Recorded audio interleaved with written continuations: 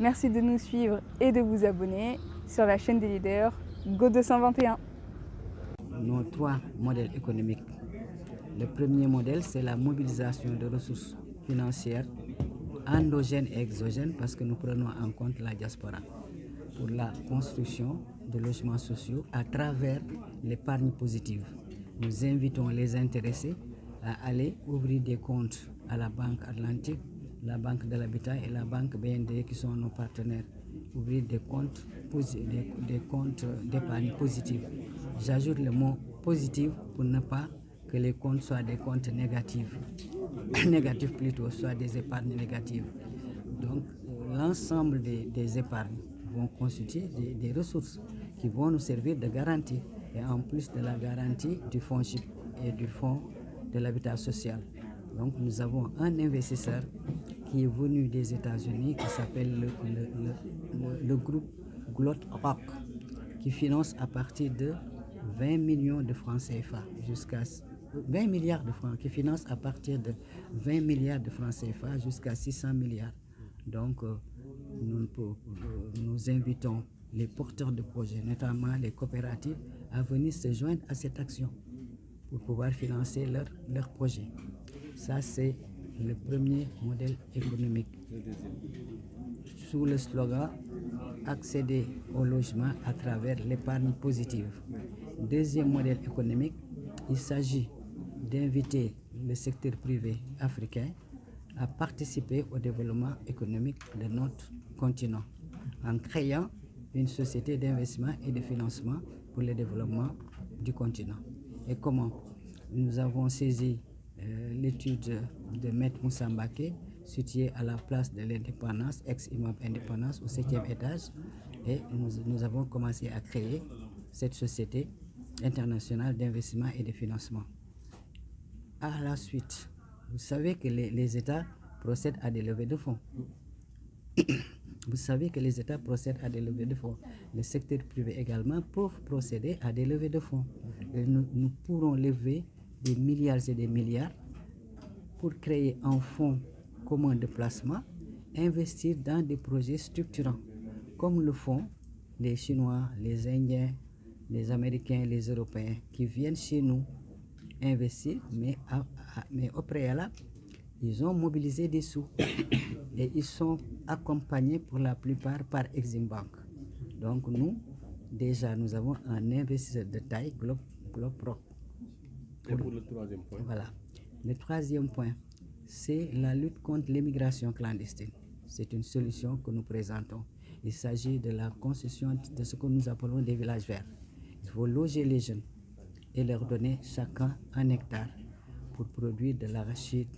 du sésame ou bien du blé ou du riz. Le riz, nous allons consommer le riz. Le blé, nous allons créer des minoteries qui créent des emplois également parce que l'industrialisation crée des emplois. Le sésame, on l'exporte, ça crée des... L'arachide, il faut qu'on essaie d'accompagner les agriculteurs pour qu'ils puissent produire de l'arachide de qualité. On nous a fait part des problèmes de Sonacos et ça nous fait mal. Mais notre investisseur est disposé à accompagner la Sonacos. Avez-vous l'accompagnement de l'État? L'accompagner la Sonacos. L'autre modèle économique, j'avais oublié d'en parler, nous avons également constaté que dans un pays respectable, il ne doit pas y avoir des abris provisoires. Donc nous avons une solution pour construire ces abris provisoires. D'autant qu'il y a des élèves brillants qui sortent de ces abris provisoires. Donc il faut les accompagner. Nous avons même rendez-vous avec le directeur de la construction scolaire pour identifier tous les abris provisoires et en faire des écoles dignes de ce nom. Donc ça fait partie de notre projet. J'avais oublié de le dire. Bon, j'ai dit également que le gouvernement fait face à la lourdeur de la masse salariale, à la masse salariale des agents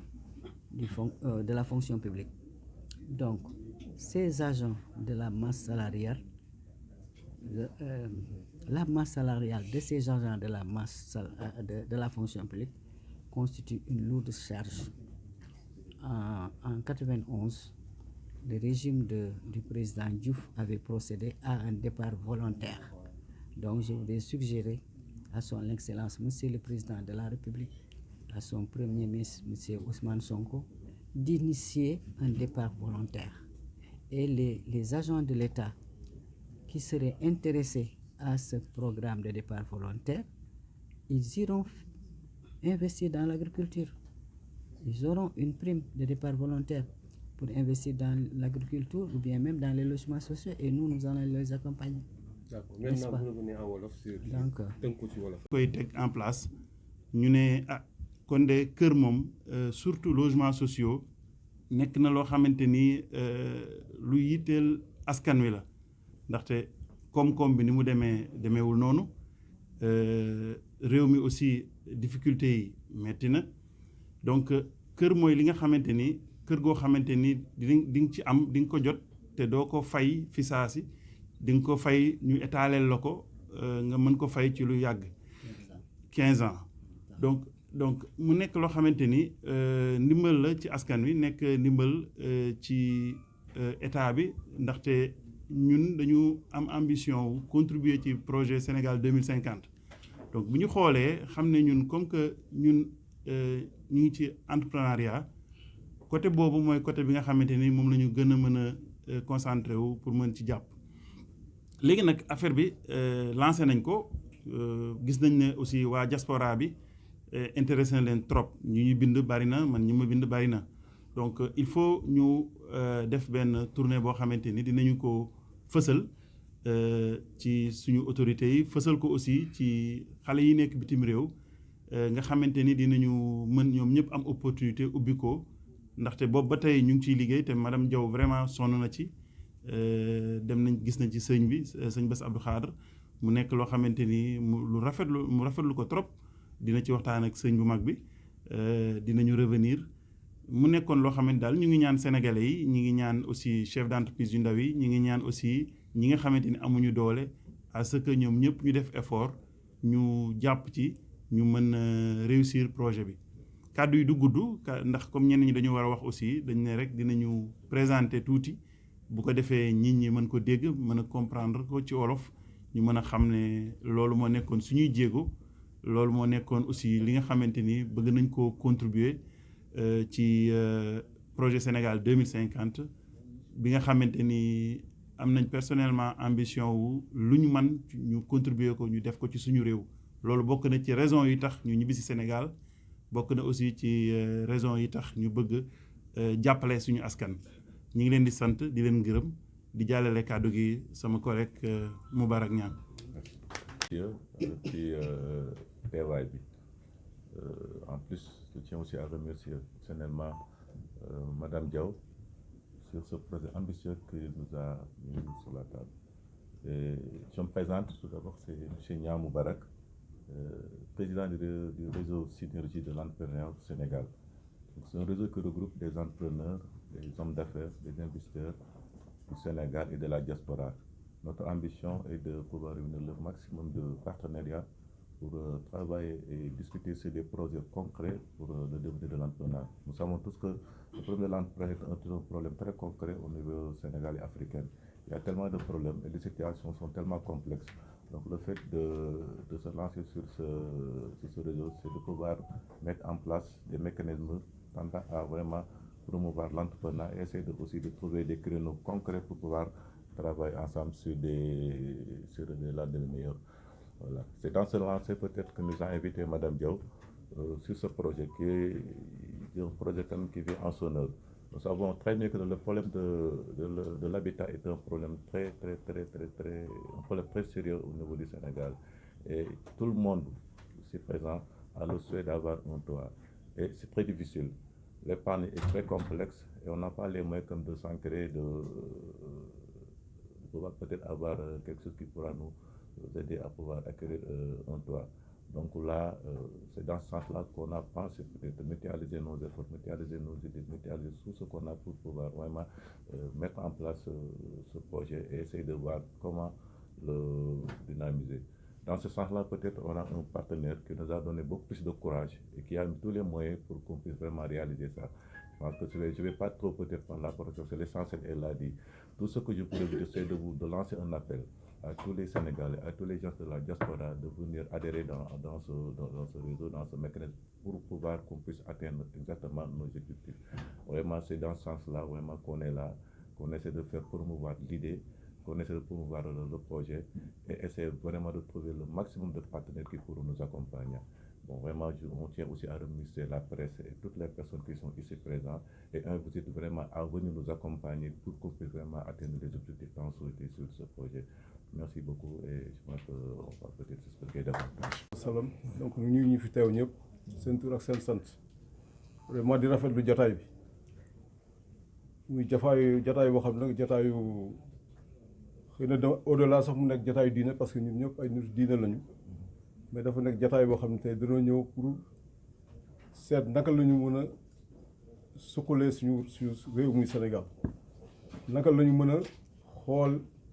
ba jël li nga xam ne tey lépp mooy soxla yi nga xam ne ñu ngi koy jànkoonteel ñu seet naka lañ koy saafara xëy na lu mën ñu lépp mais wax nañ leen domaine bi nga xam ne tey fa la ñu mën a taxaw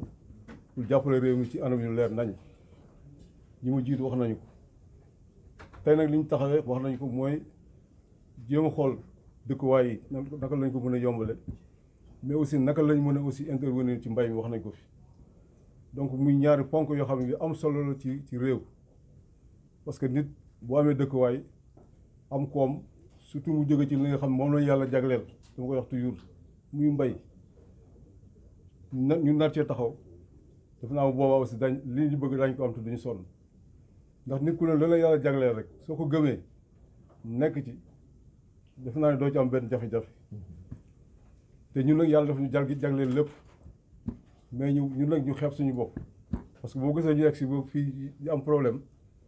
ñeneen ñi nga xam ne yàlla jagleel leen loolu lu ñëw jël ca la ñuy jagleel ñëw duñ ci noot defe naa bu boobaa nag day fekk ñun ci suñ càggante la te defe naa ne tey moo tax yaa aussi tey jii beneen élan boo xam ne am na benn prise de conscience boo xam ne au niveau du Sénégal nga xam ne kat ñun li ñu yàlla jagleel war nañ cee jublu ba coono yi nga xam ne ñun màggat yi tey dab nañu mu war def mu wañal askan wi ñëw donc yàlla may nañ suuf su doy yàlla may nañ ndox mu doy yàlla may nañ énergie ba mu doy yàlla may nañ ay population boobu doy rawatina nga am population boo xam ni boo jëlee téeméer ba lu ëpp juróom-ñaar fukki ay xale ay ndaw lañ ba pare aussi ci ndaw yooyu boo xoolee aussi jigéen ñi ñëw ndax loolu jigéen dafa am solo ci société surtout ñun société africaine la femme daf ci mos a am rôle boo xam ni tey ñun ñëpp gis nañ ko c'est pas la peine mooy citer ay nit di citer ay yooyu mais xam ngeen tey ay jigéen yoo xam ni taxaw nañu jànkoonteeg ay noot ñu leen doon bëgg a noot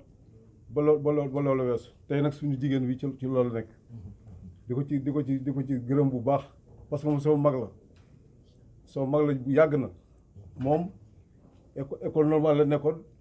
man ma nekk école normale bi am Ponty bi may def sixième mi ngi def terminal moom day faat tey moo tax ñu sawar ànd ak moom te moom elle a été toujours une femme de développement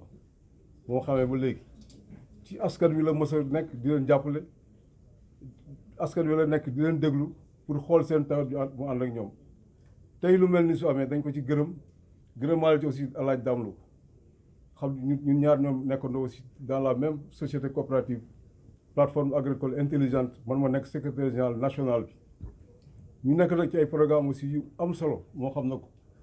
di dugg nag ci li nga xam ne tey suñu jigéen bi ci la nekk yàlla def na ñun maanaam suñu membership li ñu am dañu boole ay personnes morales ak ay personnes physiques ci PAIA yàlla def nag ñu am solo nekk ci ba programme bi wax ne mi ngi ci biir yàlla def am nañu un programme onusien bu tudd Grand Village dañ ko war a implanter dans 25 communes te Grand Village am na financement bi yëpp ba pare d'ailleurs tey jii la première commune bi ñu koy def la commune de Ngongom pour la ñuy tàmbalee déjà jox nañu foncier bi nous avons remis 600 hectares de foncier boo xam ne dañu fay def ay logement def fa espace économique def fa espace de production def fa espace industriel mooy li ñuy wax ci chaîne de valeur nii ce qui fait que parce que ñoom zone yooyu boo xoolee immigration bi ñoo ci ëpp ay zone Bawol bi nangam sangam soo demee à l'étranger presque ñoo fa ëpp donc moo tax ñu tàmbalee ko foofu Ngongom pour dugg rek ci objectif yi nga xam ni madame Diaw moom la ak Dame donc tey yàlla di ko def nag ba bu soobee yàlla fan yi war nañ ko lancer ak gouvernement parce que même c'est un projet qui a été labellisé même au niveau de l'ADPME CNIVES et tout cela donc état bi mi ngi ci accompagner bu baax dans le cadre maintenant de cette plateforme là donc pour dire que rek madame Diaw lii mu nekk nii ñun dañ ko ci gërëm di ko sant di ko ci accompagner nag mu wér parce que li mu wax nii li mu wax moo tax nit vraiment nga moom sa bopp te dama ci delluwaat rek mooy yàlla dafa ñu moom la suñu bopp ñu tënk suñu bopp jox ko benn doomu aadama muy le colonisateur te tey jii même li ñu wax nii même huile bi ñu wax nii même dans le classement de l'huile là moi je suis pas d'accord la meilleure huile au monde c'est l'huile d'arachide la meilleure huile au monde c'est l'huile d'arachide parce que ñoom toujours dañu am ce esprit colonialiste pour jël capitaliste impérialiste. yëpp ñu ngi leen di nuyu di leen ziara mais xam naa tey comme parti français bi suñu naataango indi na ko muy soxna Fatou Kiné suñu mbokk aussitôt Maguette ni li mu indi ci wàllu wolof suñu mbokk Moubarak aussitôt indi li mu indi moom itam au passage de notre côté yaa suñu nijaay suñu doyen muy oncle Mbaye Kébé nekk kilifa bu mag ci wàllu Sénégal di remercier encore les journalistes yi ñu fi nekkal yëpp tey ci wàllu jataay bi ak jigéen ñi nekk soo di ay chef d'entreprise yëpp di leen jaajëfal bu baax vraiment ci opportunité bi ñu may pour ñu mën a ubbi ku tey wax ak waa réew mi ci wàllu finance dafa mel ni nag tey jigéen ñi ñoo taxaw jigéen nag su taxawee faaw ñu taxaw ci wetam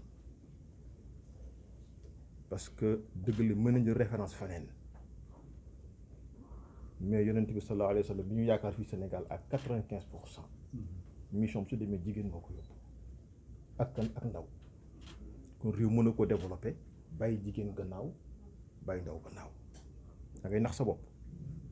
ñu ngi koy féliciter vraiment nag ci initiative bi mu jël pour dajale jigéen ñëpp ci ay mbootaay pour xool naka la ñuy suqalee dëkk bi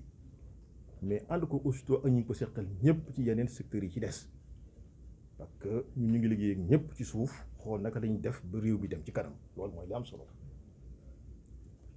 man nag maa ngi tudd Dame Lo mu nekk vice-président Global Financial Group Global sax groupe la ñuy wax mais dafa am partie finance bu ci nekk mu Global Financial maa ngi ciy liggéey depuis fukki at kon loolu yàgg na mais wax naa ci 24 bi laa ci nekk vice-président West Africa ñu jox ma ci ndombal tànk loolu mu yen bu diis nag lool nag wax dëgg yàlla ba ñu ko joxee ba tey itam noppaluñu ñu ngi xool nan la ñuy def ba mën a ànd ko ñëpp ci réew mi pour loolu mën a dem Global doon kilifa gi nag muy docteur Olivier Kamazi li mu yoon bari na trop ci États-Unis parce que d'ailleurs wax na ko léegi mooy cofondateur de la Chambre de commerce africaine de Chicago et le président aujourd'hui moo ko créé en 2012 chambre boobu tey 80% des noirs américains fa la ñu affilié wu tey ñoom di Jackson ña nga fa ñoom Barack Obama ñoom ñëpp ñu ngi ci chambre boobu tey mooy président bi loolu yàlla dogal bu ñaareel bi tam mu créé Global Financial Group muy liggéey ci wàllu finance ak yu mën a doon bi mu fi dikkaatee yoon bu mujj bi ñu waxtaan ak moom yàlla dogal am fonds yi nga xamante ni ci ñaari banque américaine ñoo ko jox mooy la Citibank ak JP Morgan fonds yu wóor la yu taxaw la yoo xam ne Afrique moo ko tax a jóg pour ñu développer ko incha allahu taala ci kàttanu yàlla mais dafa tudd diaspora bi léegi muy loo am solo parce que dama ci jaar j'ai fait quand même 30 ans à l'étranger man bi ma ñibbi ci Sénégal docteur Kamazi mën na ma ñibbi si il faut que tu quittes l'Europe et tu rentres en Afrique ma ne ko lu tax mu ni ma Afrique ñeenti téeméeri at lañ ko waroon a not ci 2019 bi lay jeex dafa war a nangu boppam ma ne ko ah mu ne ma def nañ ko ci Bible et c'est écrit en noir et blanc mun ma takkal say bagages nga jëbi Afrique da nga dégg ak yeneen kilifa yi ci waxtaan aussi ci wàllu diin du ma jaar seen tur ma ne ko baax na ma ne ko ah buñ ko jaarul ci ay armes rek mu baax mais nañ ko jaar ci technologie ak la science et la recherche scientifique ak xam-xam Afrique dana ci génn incha allahu taala ci kàttanu yàlla muy benn bu ñaareel bi itam yàlla dogal Sénégal fii mu toll nii tey ci wàllu politique ku ne xam ne réew mu dal la kon ñi fi yàlla tegandi tey ñu ngi leen di ñaanal yàlla nag yàlla sàmm leen te yàlla egg leen ci jàmm ak salaam ak kilifa diine yi fi nekk yépp ñu fekkee ba vision bi ñu am à l'échelle 2050 incha allahu taala ñu ànd ko ak ñoom ci ànd bu rafet mu nga xamante ni si Sénégal day nekk pays repère démocratique bu nga xam ne tey ci àdduna bi tey États-Unis sax duñ nangu mu ëpp li ñu démocratie France duñ ko nangu mu ëpp li ñu ko ku xool sang yu jigéen yi toog ak ñu mel ni ñoom ak ñii fi toog tey man jàpp naa ni tey Sénégal dana dem mel ni lu ñu gëm da ci bopp waaw suñ ko gëmee danañ dem suñ ko gëmee nag du ñu dem kon dañu lancé appel ñun commencé ko nag ci jigéen ñi premièrement parce que ñoo njëkk a lancé bal bi officiellement médiatiser ko dama ne ko aw ma jot mais danaa ñëw tey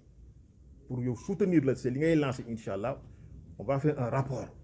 yónnee ko États-Unis incha allah taala mu dem maa ngi nuyu encore docteur Halim moom nga na lee toog docteur Kamazi moo ma ko confié waaw c'est une dame d'affaires surtout mu ngi nii pour jàppale leen incha allah taala après ngeen collaborer ak moom am na ñeneen ñu ma boole ci biir Sénégal mais du ma jaar seen tur mais au fur et à mesure on va se dévoiler incha allah taala étape par étape mais li am solo daal fonds yi taxaw na ba pare Afrique moo ko tax a jóg ci kàttan suñu borom subhanahu wa taala amoon sax limite mën na dem sax ba 2000 milliards de dollars mën na ca àgg incha allah bu état bi pare rek ñu jox ko ànd ko jigéen ñii nag ci ay phase yu bari parce que nee naa ko incha allah li am solo mooy phase de mutualisation bi mooy Sénégalais yi nekk benn ba pare dafa am solo parce que kuy ji doo ji ci gël ci bàq ngay ji day leer kon jàmm la ñu soxla salaam la ñu soxla góor jigéen ak ndaw ñëpp àndandoo nekk benn ñu rax sa bool bi ba mu set wecc sotti ko ci waaw kay loolu la réew mi soxla guddi une toll te su amee rek incha allahu taala ak ñaan mag ñu am ci biir réew mi incha allahu taala réew mi dana dem ci kàttanu yàlla kon nag ñu ngi lancé appel au gouvernement bi ak ñii fi toog tey xale leen seen loxo ak yenn kilifa yi jot nañu toog ak ñoom ñëpp tey pare nañ incha allahu taala pour jàppale ñi yor réew mi ci kàttanu yàlla mais jàppale aussi kilifa yi diine yi parce que ñaan nañ ba sonn mais ñaan nag day ànd ak taxawaay ñaan day ànd ak taxawaay de ñaan bu àndul taxawaay du dem waxe fi nekk rek dañuy ñaan daal incha allahu taala li ñu rëccoon ci ñeenti téeméeri at ñu dabaatal ko parce que suñu maam ñu gën fi dem États-Unis dañoo war a ñibbi siwaat ñëw fii Sénégal te loolu la ñuy waajal ci kàttanu yàlla Dakar attan na ko Sitom yi attan na ko culture am attan na ko kon nag ci wàllu gàttal maa ngi sant ñu fi teew ñëpp mais au passage il faut mu nuyu sama njaay oncle Cheikh Ismaïla Diouf mooy le président de PAIA le programme agricole intelligente africaine dont je suis aujourd'hui le directeur marketing et commercial même à la fois les deux pour te dire que ñu ngi ci mbay mi je suis encore directeur encore de CIAS la compagnie agro-industrie sénégalaise dont on a un projet laboratoire de 21 hectares au cœur de la vallée du fleuve Sénégal études yëpp def nañu ko ba pare te bu ñu yàlla defalee jàmm mooy nekk premier centre de recherche scientifique au cœur de la vallée du fleuve Sénégal incha allah kon maa ngi remercier vraiment soxna Fatou Kiné di ko xam ne ñu ngi sa côté incha allah loo yëkkati rek incha allah boo ñëwee rek lu ñu doon def dañ ko bàyyi ñëw di remercier vraiment tous nos compatriotes les journalistes et tout le monde et merci beaucoup